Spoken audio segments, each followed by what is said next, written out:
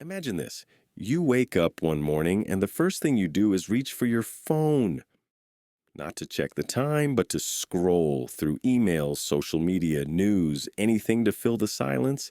Hours pass and you realize you've done nothing but consume fragments of information, none of which you can fully recall. By the end of the day, you feel exhausted, yet you've accomplished nothing meaningful. The consequences of this theft are far more insidious than you might realize. On a neurological level, your brain is being rewired. Studies show that constant multitasking and digital consumption reduce your ability to concentrate, impairing cognitive functions like memory and problem solving. Your brain, once capable of deep, sustained thought, is now conditioned to flit from one stimulus to the next like a butterfly unable to land. But the damage goes deeper. Psychologically, this fragmentation creates a sense of existential emptiness. Viktor Frankl, in his exploration of meaning, argued that suffering arises not from pain itself, but from the absence of purpose. When you can't focus, you can't engage in the activities that give your life meaning, whether it's creating art, building relationships, or pursuing a passion. Societally, the effects are even more alarming. A population unable to focus is a population unable to think critically, to challenge authority, to imagine a better future. Aldous Huxley, in Brave New World, envisioned a dystopia where people were controlled not by force, but by distraction. The truth, he wrote, would be drowned in a sea of irrelevance. Sound familiar? This is the unseen trap.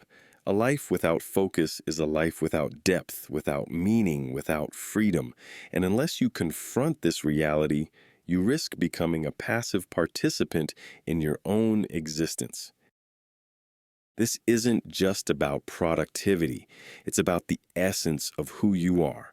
Your focus is the gateway to your creativity, your relationships, your sense of purpose. Without it, you're adrift in a sea of noise, unable to anchor yourself to what truly matters. But how did we get here? And more importantly, how do we break free? To understand why modern life has hijacked your focus, you must first confront the invisible forces shaping your behavior. These forces are not random. They are the result of a perfect storm of psychological manipulation, philosophical neglect, and societal conditioning. Let's start with psychology. Carl Jung once warned that the modern individual is alienated from the instincts, cut off from the natural rhythms of life. In a world saturated with stimuli, your brain is constantly bombarded by dopamine triggers, likes, notifications, endless scrolling.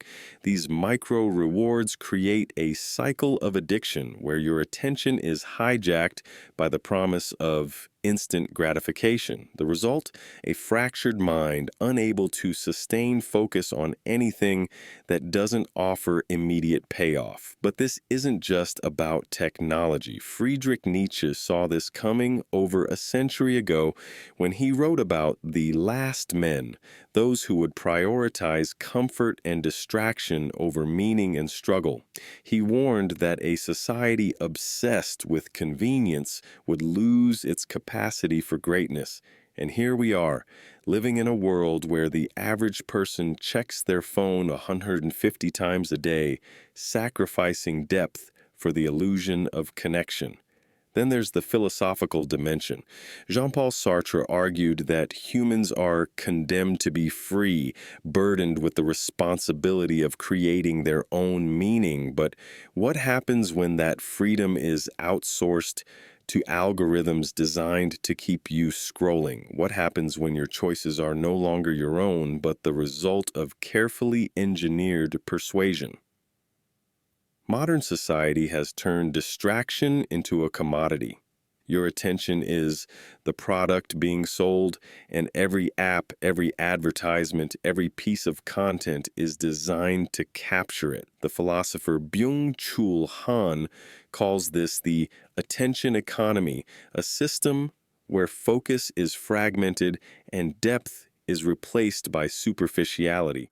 But the real tragedy lies in what this does to your identity. Without focus, you lose the ability to engage in deep work, to reflect on your life, to connect with others on a meaningful level. You become a passive consumer of experiences rather than an active creator of your own reality. This is the hidden problem. Modern life hasn't just stolen your focus, it's stolen your ability to be fully human. But here's the good news. You are not powerless. The same systems that have stolen your focus can be dismantled, but only if you're willing to rebel against the status quo. The first step is to reclaim your attention. This means setting boundaries, turning off notifications, carving out periods of deep work, and creating spaces free from digital intrusion. It's not about rejecting technology entirely, but about using it intentionally rather than being used by it. Next, you must confront your own resistance. Arthur Schopenhauer observed that humans have an innate tendency to avoid discomfort even when it leads to growth. Breaking free from distraction requires embracing boredom, solitude, and the discomfort of sustained effort. It's in these moments of stillness that your mind can finally breathe and your focus can begin to return. Finally, you must redefine what it means to live a meaningful life. This means prioritizing depth over breadth, quality over quantity. It means saying no to the endless stream of distractions and yes to the things that truly matter, whether it's a creative project, a meaningful conversation, or simply the act of being present. History is filled with examples of those who broke free from societal conditioning to reclaim their focus. Think of Nietzsche, who retreated to the mountains to write Thus Spoke Zarathustra, or Jung, who spent years in solitude exploring the depths of the human psyche. These were not acts of escapism, but of rebellion against a world that sought to distract them from their purpose. Your rebellion begins the moment you decide to take back your attention. Here's the ultimate truth. Your ability to focus is not just a skill. Well, see, it's a form of resistance. In a world that thrives on distraction, choosing to focus is an act of defiance. It's a declaration that your time, your attention, and your life are your own. But this realization comes with a profound responsibility. To focus is to confront the uncomfortable truths you've been avoiding, the fears, the doubts, the unresolved questions. It's to sit with the silence and listen to what it has to tell you. In the end, focus is not just about productivity or success. It's about reclaiming your humanity. It's about finding the courage to be fully present in a world that wants you to be anything but. So, the next time you feel the pull of distraction, remember this. Every moment of focus is a step toward freedom. And in a world that seeks to divide your attention, your ability to concentrate is the most revolutionary act of all. Now the choice is yours. Will you continue to drift, or will you take back what modern life has stolen?